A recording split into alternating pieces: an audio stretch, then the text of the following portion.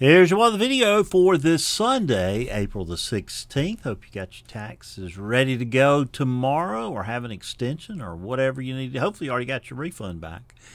But no refunds on yesterday's weather, at least across north central Alabama. It's a beautiful day. Started off foggy. That burned off pretty quickly and had a good supply of sunshine to some high clouds from a big complex of thunderstorms over Texas and Louisiana, moved over Alabama.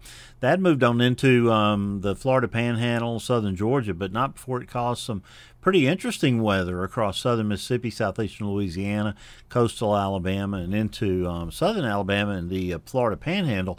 58-mile-per-hour wind gust at Loxley. Nothing to sneeze at, and several wind gusts to around 60 miles an hour as the line of thunderstorms pushed onto the east. Actually, was a mesoscale convective complex with a bit of a comma head and a meso low that caused some gusty winds even in the Montgomery area. 36-mile-per-hour wind gusts there. This is the radar here tonight at 10 o'clock as I record this, showing a big line of thunderstorms there from eastern Illinois down into just past the Missouri Boot Hill into western Tennessee, entering northwest Mississippi now. Severe thunderstorm watches continue all along that line from central Illinois all the way back into the middle Texas coast. But the severe thunderstorm warnings are beginning to sort of dwindle. One right there on the Mississippi River south of Clarksdale, Mississippi. Got another one just east of Alexandria, Louisiana, where there was a report of 2-inch hail recently. Been some reports of baseball-sized hail tonight southwest of Memphis, and another severe thunderstorm down there in the area around Beaumont, Port Arthur, Texas. Now that's what's going on the radar at 10 o'clock.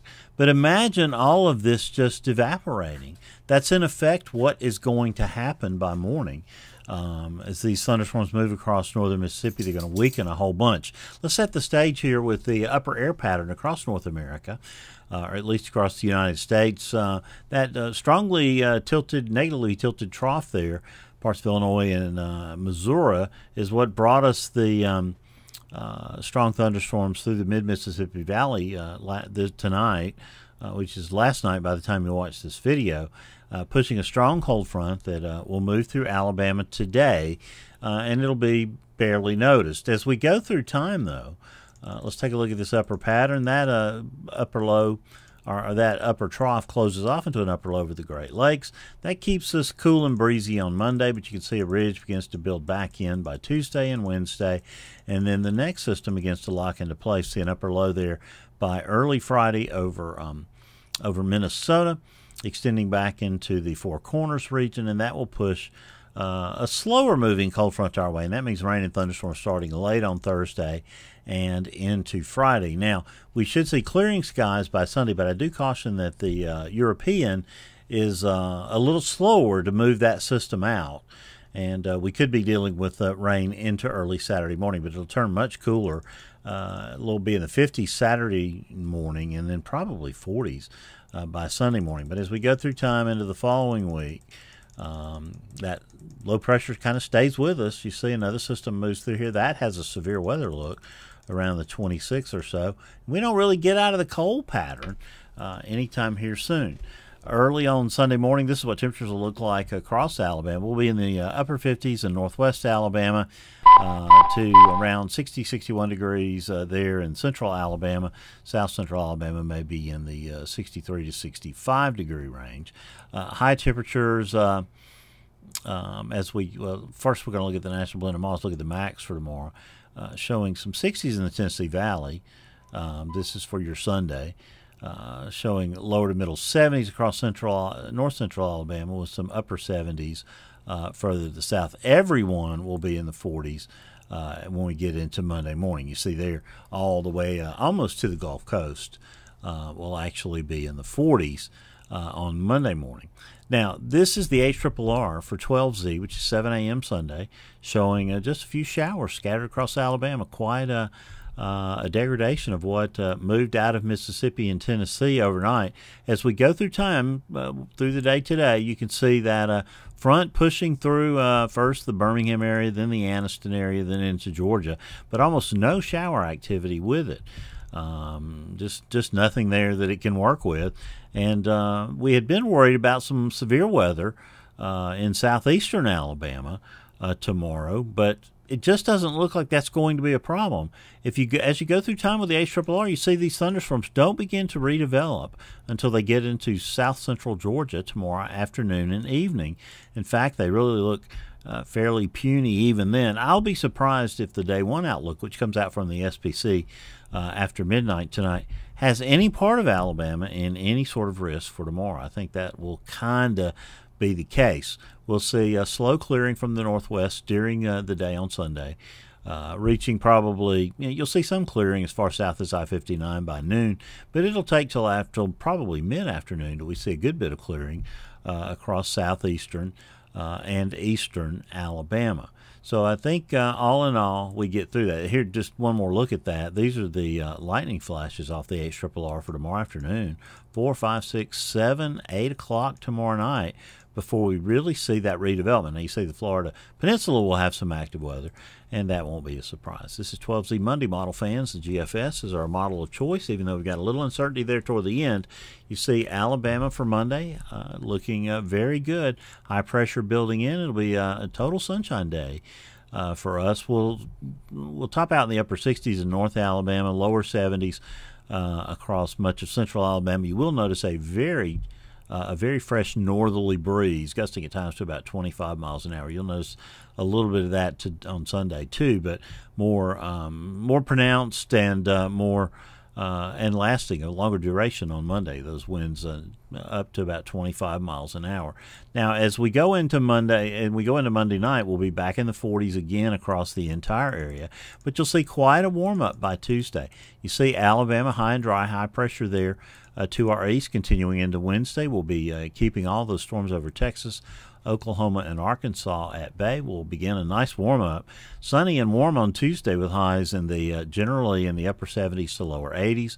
As we go into Thursday, you begin to see that high breaking down, pushing a little further to the east. It'll be mostly sunny and warm during the morning, becoming partly cloudy, increasing clouds. Maybe a shower or two could break out during the afternoon. That's not just totally unlikely.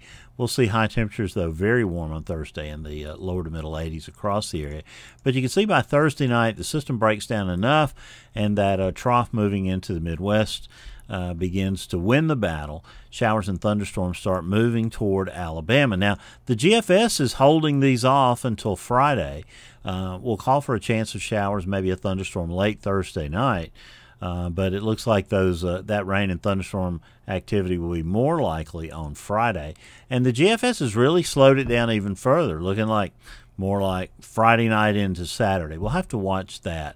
The European really does not, I guess really the GFS is moving more toward the European at this time, so I may have to change that forecast just a little bit for Saturday, keeping showers and thunderstorms in the forecast. I'd been hoping that we'd be clearing and cooler, but it looks like the clearing and cooler will occur on Tuesday. We'll go back and take a peek at that. Now, here's the SPC Day 6 on Saturday night, which is really Day 5 on Sunday. We'll see how they outlook this later on Sunday morning. But this shows a severe weather threat for areas to the west of Alabama from southern Missouri into much of the state of Arkansas. And then, will there be any chance of that? Well, if it waits till later on Friday to arrive here, I think there is a much better chance.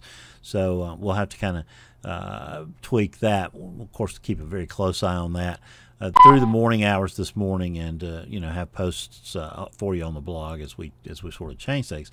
These are the 7-day precipitation totals off the GFS. Most of the area gets a pretty good soaking late Friday night into Saturday, but still those rainfall amounts don't look too impressive. Maybe a half inch general. Some areas could see an inch, but it looks like some areas there could receive over an inch. We'll keep a very close eye on that. Temperatures off the national blend of models, showing what we expect. Probably about 70 today, 72 tomorrow.